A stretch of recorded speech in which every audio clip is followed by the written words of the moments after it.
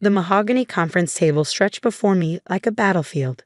On one side sat my family, Mom, Dad, and my younger sister Claire, all draped in expensive suits that screamed old money.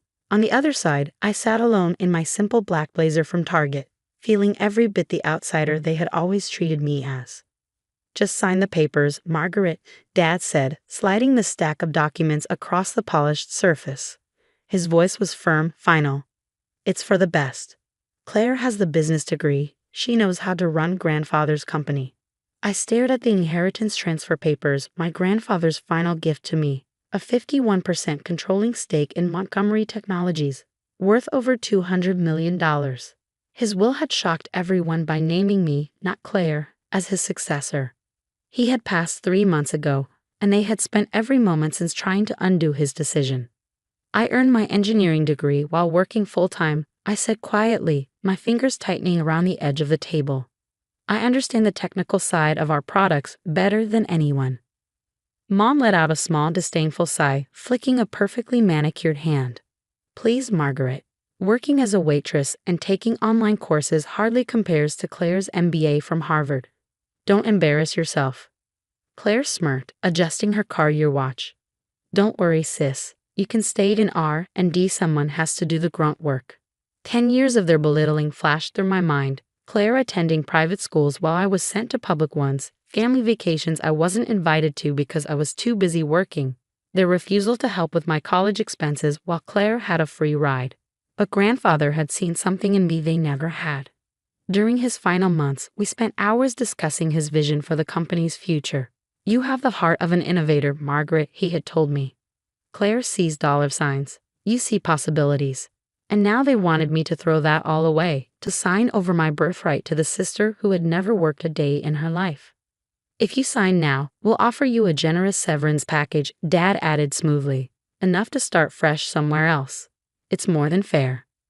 I touched the small key pendant hanging around my neck, grandfather's last gift to me. My fingers curled around it like a lifeline. "What about the CEO interview?" I asked. "Shouldn't we wait until—" "The board already approved Claire," Mom cut in, her tone clipped. "This is just a formality. Sign the papers, Margaret. Don't make this difficult." I reached for the pen. Claire's eyes gleamed with triumph. Then I remembered grandfather's words. "When the time comes, trust your instincts. You're stronger than you know." I set the pen down. "No." The room fell silent. Dad's expression darkened. "Excuse me?" I said no. I pushed my chair back and stood, my pulse steadying with resolve. "I'm not signing anything. Grandfather chose me for a reason." Claire's perfect red lips twisted into a sneer. "You really think you can run this company? You'll drive it into the ground in months. Face it, Margaret. You're not qualified. You're not good enough. You never have been." "That's enough." A commanding voice rang out from the doorway. We all turned as James Morrison, grandfather's longtime attorney, entered, accompanied by a poised woman in an impeccably tailored suit. "Everyone," James announced, "I'd like to introduce Catherine Chen, CEO of Chen Tech Industries and your grandfather's chosen mentor for the new CEO of Montgomery Technologies." My family went pale as Catherine strode forward, hand extended toward me. "Margaret." She smiled warmly. "Your grandfather spoke so highly of you. I've reviewed your product development proposals. Brilliant work. I look forward to helping you take this company into the future." Dad sputtered, his face turning red. "This is absurd. She can't possibly." Actually, Mr. Morrison stepped forward, his voice calm but firm. "She can, and she will." He pulled a folder from his briefcase, along with a USB drive. "Your father left very specific instructions. He asked me to play this for everyone once the inevitable attempt to force Margaret out was complete." My heart stopped. Grandfather had known. He had always known. The conference room screen flickered to life, and there he was, frail but unyielding in his hospital bed, his sharp eyes burning with resolve. "If you're watching the sea began, then everything has happened exactly as I predicted." I swallowed hard as his gaze, even through the screen, seemed to meet mine. "Margaret, my dear girl, I know they tried to bully you into giving up your inheritance. They never understood why I chose you. It was never about degrees or credentials, it was about character." Tears burned in my eyes as he turned his attention to my parents. To my son and his wife. His voice was heavy with disappointment. I have watched as you favored Claire, dismissing Margaret's potential. You believed an MBA mattered more than resilience, more than integrity. You were wrong. Then his tone hardened. And Claire? Claire stiffened, her lips pressing into a thin line. I've seen how you treat the employees, how you view this company as your personal ATM. That ends now. Margaret will be CEO, with Catherine's guidance. And if any of you try to interfere. He sighed, shaking his head. Well, let's just say there are other documents in that safety deposit box. Documents I doubt you'd want made public. The screen went dark. Silence slammed into the room. Mom clutched at her pearls, her usual performance of a near faint. Dad's face turned a deep, furious purple. Claire sat frozen, her knuckles white against the armrests of her chair. Mr. Morrison cleared his throat. This is just the beginning. There's much more your father left for you, Margaret. Shall we discuss the rest privately? Relief washed over me. 10 years of manipulation, of being told I wasn't enough, of being pushed aside. It was ending now. I stood straightening my shoulders. Yes, I said, my voice steady. I believe we shall. As I followed Mr. Morrison and Catherine out, my fingers brushed against the key pendant at my throat. Grandfather had left me more than just the company. He had given me the strength to stand tall. And something told me this was only the beginning. The storm that followed. The next few weeks unraveled secrets I never could have imagined. In a private meeting with Mr. Morrison and Catherine, I discovered just how thoroughly Grandfather had planned for this moment. Your grandfather left you more than just the company, Mr. Morrison said, setting his briefcase on the table. That key you wear, it opens a safety deposit box at First National Bank. Inside that box, I found decades' worth of evidence. Documents detailing my parents' systematic embezzlement of company funds. Emails proving Claire had tried to sell proprietary technology to competitors. And most shocking of all, proof that they had attempted to have Grandfather declared mentally incompetent when he first suggested making me his successor. A second video of Grandfather played, his voice weary but determined. I kept records of everything, he said. I wanted to give them a chance to change, to see Margaret's worth on their own. But they never did. A mentor like no other, Catherine Chen proved to be exactly the guide I needed. A self-made billionaire who had started as an engineer, she understood both the technical and business sides of the industry. Your grandfather reached out to me 6 months ago, she told me over coffee in her sleek office. He said he found a kindred spirit in you, someone who saw technology as a way to change lives, not just make money. Under her guidance, I threw myself into learning every aspect of the business.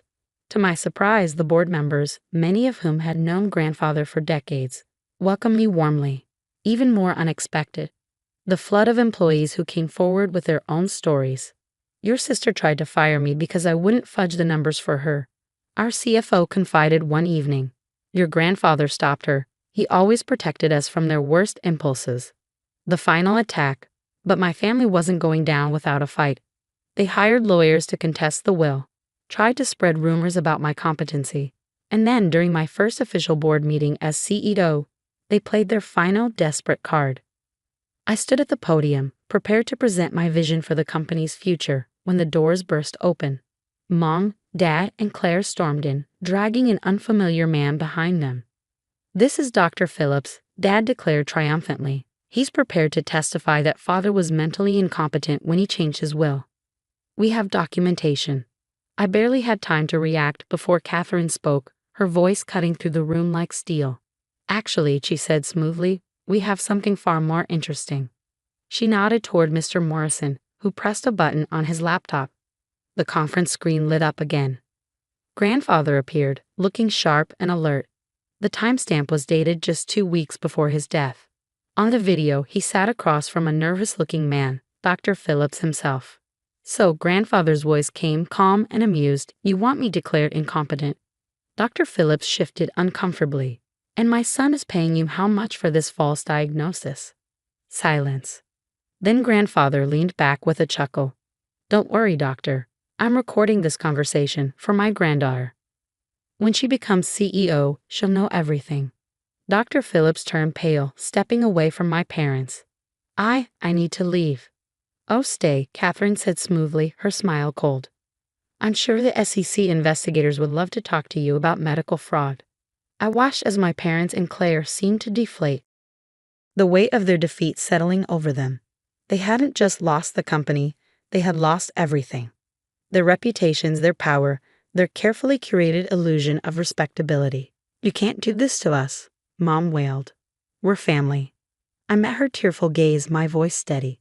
Family doesn't try to destroy each other. Family doesn't spend years tearing someone down. I touched the key pendant at my neck, drawing strength from it.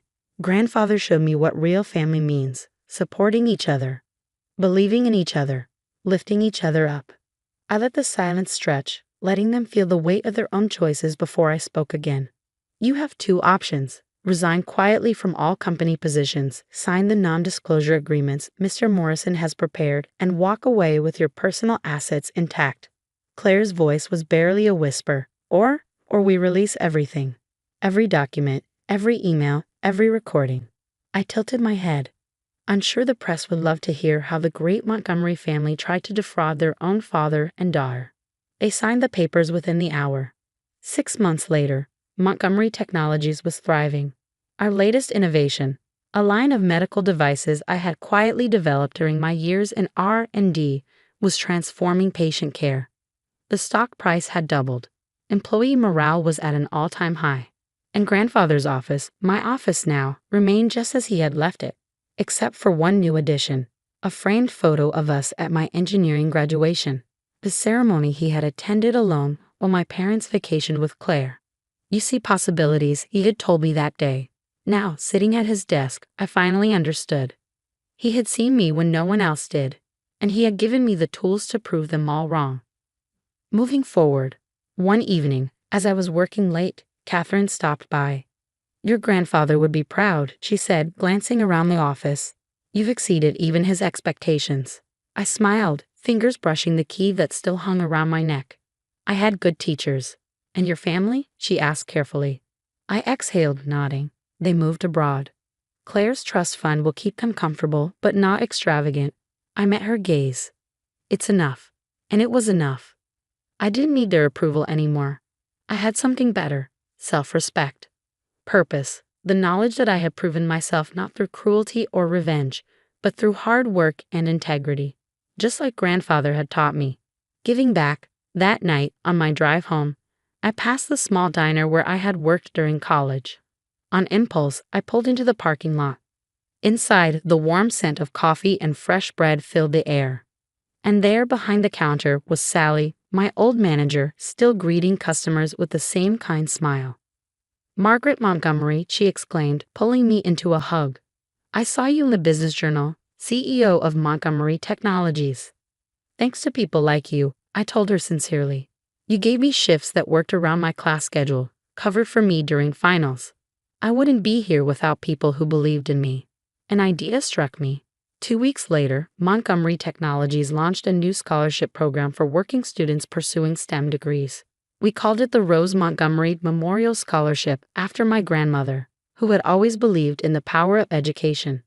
The first recipient, Sally's daughter, a girl who dreamed of becoming an engineer. The best revenge. Sometimes the best revenge isn't revenge at all. It's living well. It's lifting others up instead of stepping on them. Every morning, I wake up grateful. Not for the money, not for the power, but for the opportunity to innovate, to create, to make a difference. The key around my neck reminds me of where I came from and where I'm going. I am Margaret Montgomery, CEO of Montgomery Technologies, and my grandfather was right. I see possibilities.